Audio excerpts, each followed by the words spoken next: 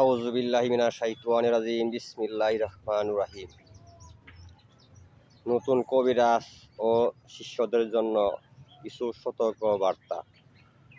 এটা যারা নতুন কবিরাজ শিখতেছেন এবং আমার শিষ্যদেরকে বলতেছি, এটা গুরুত্বপূর্ণ একটি বিষয়।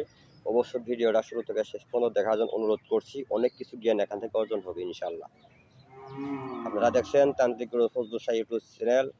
দেশ ও দেশের বাইরে থেকে যে সমস্ত ভিউয়ার সাবস্ক্রাইবার আমার বন্ধুরা ভিডিওটি দেখতেছেন, সবার প্রতি আমার ভক্তিপূর্ণ সালাম।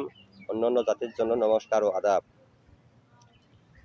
কয়েকজন ভাই কমেন্ট করেছেন যে হিন্দু ধর্মের রোহানি শক্তি বৃদ্ধির কিছু মন্ত্র দেওয়ার জন্য। অবশ্যই আমি ভিডিও বানাবো এটি নিয়ে। যে কমেন্ট করতেছেন প্রত্যেকটা কমেন্টের অনুযায়ী আমি ভিডিও বানানোর চেষ্টা করতেছি ইনশাল্লাহ।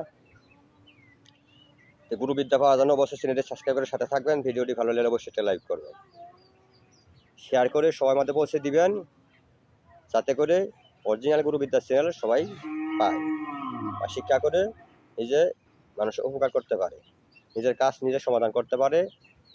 আজকে বিষয়টি এজন্য নিয়ে আসলাম, গুরুত্বপূর্ণ বিষয়। উস্তাদ বা গুরু ছাড়া কখনো কবিরাজি হয় না। কেননা আমি বোঝাই দেওয়ার চেষ্টা করতেছি, মনে করেন যে যত প্রকার কিতাব, যত কিতাব কিনেন না কেন, অনেক টাকা দিয়ে কিতাব কিনছেন, অনেক কিতাব কিনছেন, কিতাব থেকে আমরা কবিরাজি করবেন, ওই 10টা করলে একটা কাজ হবে, 10টা করলে 2টা কাজ হবে, 8টাই মিস হয়ে যাবে। কারণ এটা আমার অভিজ্ঞতা থেকে বলছি, কখনো উস্তাদ বা গুরু ছাড়া কবিরাজি হয় না। এটা আমার অভিজ্ঞতা থেকে আমি বলছি। আর সতর্কবার্তা হিসেবে কেন বললাম, এ পর্যন্ত আমার কাছে যতটি লোক আসছে বা যতটি শিষ্য হয়েছে, তার মধ্যে প্রায় 3/1 অংশ শিষ্যরা তারা বিভিন্ন নিজে রোগক্রান্ত আক্রান্ত, বিভিন্ন সমস্যায় জড়িত, নিজের শারীরিক সমস্যার জড়িত হইতেছে, বিভিন্ন জায়গায় সমাধান করতে পারছে না। এবং কি তারা যে কবিরাজি যে পর্যন্ত শিখছিল ওই পর্যন্ত বন্ধ করা আছে বা নষ্ট হয়ে গেছে, আমল সাধন নষ্ট, কবিরাজি অর্থাৎ বন্ধ করে দিচ্ছে। এগুলো কে করছে? একমাত্র যারা ওস্তাদের সাথে বিয়াদবি করছে। আমি প্রমাণ করে পরে দেখতে পারছি, যারা ওস্তাদের সাথে বিয়াদবি করছে তাদেরই এই ঘটনাগুলো, এই সমস্যাগুলো হয়েছে। আমি কষ্ট করে কেটে দিয়েছি, ঠিক করে দিচ্ছি, নতুন করে আবার এজাজত দিয়ে শিক্ষা দিচ্ছি, তারা কাজ করতেছে। তবে যদি এই ওস্তাদের সাথে বিয়াদবিগুলো না করতো তাহলে তাদের এই সমস্যাগুলো হতো না। এই জন্য আমি অনুরোধ করব, নতুন যারা শিখতেছেন কবিরাজি জগতে, কখনো কোনো ওস্তাদের সাথে কোনো প্রকার কোনো কারণে বিয়াদবি করা যাবে না। আপনারা অনুরোধ করলাম আমি, এটা করবেন না। কেননা আপনি যার কাছে একবার এজাজত নিয়েছেন বা শিষ্যত্ব গ্রহণ করছেন, তার পরবর্তী যদি আপনি 100 ওস্তাদও যদি ধরেন, আপনি প্রথম ওস্তাদের চাই যদি আরও পাবার 1000 গুণ বেশি পাবার ওস্তাদও যদি ধরেন, তারপরেও যে ওস্তাদের কাছে যে একটা কথা শিখছেন বা তার হাতে হাত রেখে আপনি শিষ্যত্ব গ্রহণ করছেন, এই হাতের মধ্যে হাত রাখার মধ্যে একটা জাদু আছে, এটা ওস্তাদরা গোপন রাখে। এই জন্য যদি তার সাথে বিয়াদবি করেন, সে এমন কিছু করতে পারবে আপনার কারোর সাথে, আপনি সারা জীবন এই কাজে এই ভুক্তভোগী হয়ে ভুগবেন। এই জন্য আমি অনুরোধ করব, আপনারাও 100 জায়গায় যান, শিক্ষা করেন, কিন্তু কোনো ওস্তাদের সাথে বিয়াদবি করবেন না। সকল ওস্তাদের সাথে মন জোগায় রাখার চেষ্টা করবেন, যাতে করে কোনো ওস্তাদে আপনার প্রতি রাগ ক্ষুণ্ণ না থাকে।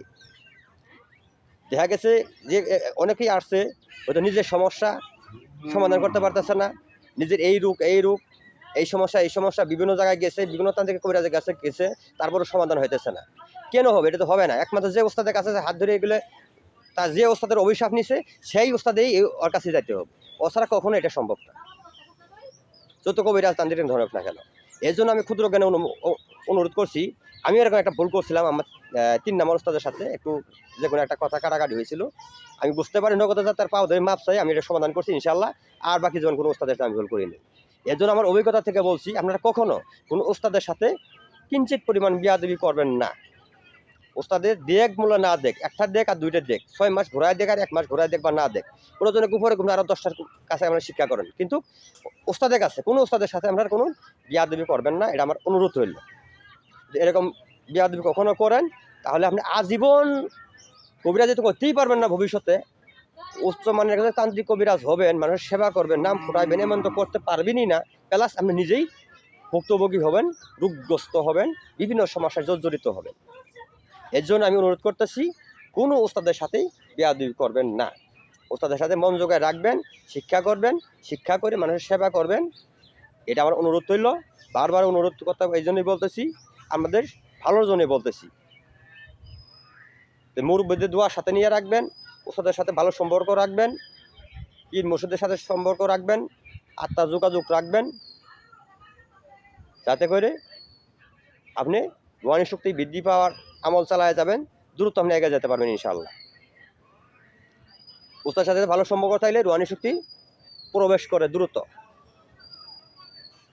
একা একা যদি আমল করেন, একা একা অনেক কবিরাজ আছে আমার কাছে আসে, ওস্তাদ আমি তো এতদিন ধরে কবিরাজি করি, এই তো আমল করি, এই করছি সেই করছি, আমার কাজ হয় না কেন? কেন হবে? ওই যে একমাত্র ওস্তাদ ধরা বাকি ছিল, কিতাব থেকে সে কবিরাজি অনেক কিছু জানছে, কিন্তু ওস্তাদ ধরা নাই, এই জন্য তার হয় নাই। ওস্তাদ ধরার পর সে সফল হয়েছে। এরকম ইতিহাস আমার জানা আছে, আমার অভিজ্ঞতা থেকে বলতেছি, আমার শিষ্যদেরকে বললাম। এবং কি আমার নতুন সাবস্ক্রাইবার ভাই যারা নতুন কবিরাজি শিখতেছেন, এই লাইনে আসতে পা রাখছেন, তারা কখনো কোনো ওস্তাদের সাথেই বেয়াদবি করবেন না। যারা ওস্তাদ হয়েছে, যারা ওস্তাদের নাম একবার প্রকাশ করতে পারছে, হে গোটটি গোল করে শক্তি অর্জন করে সরে সে মুখ থেকে এই কথাটা বাইর করতে পারে, হ্যাঁ আমি ওস্তাদ। আপনারা ফলো করবেন যে কে জিন নিয়ে খেলা করে, কে আত্মা নিয়ে খেলা করে, কে এই বিভিন্ন ধরনের কাজ করে, রোগীর চিকিৎসা করতেছে, এরকম পরামর্শ, গাছগাছলা, দোয়া মন্ত্র, বিভিন্ন তন্ত্র বিভিন্ন কিছু যাচাই বাছাই করে তারপরে আপনারা তার কাছে যা শিক্ষা করবেন, যাতে করে আপনারা প্রতারিত না হন। আমি ভিডিও লম্বা করবো না, সবাইকে আবারও অনুরোধ করছি, সবাই ওস্তাদের সাথে ভালো সম্পর্ক রাখবেন, সবাই ভালো থাকবেন, সুস্থ থাকবেন। আল্লাহ হাফিজ।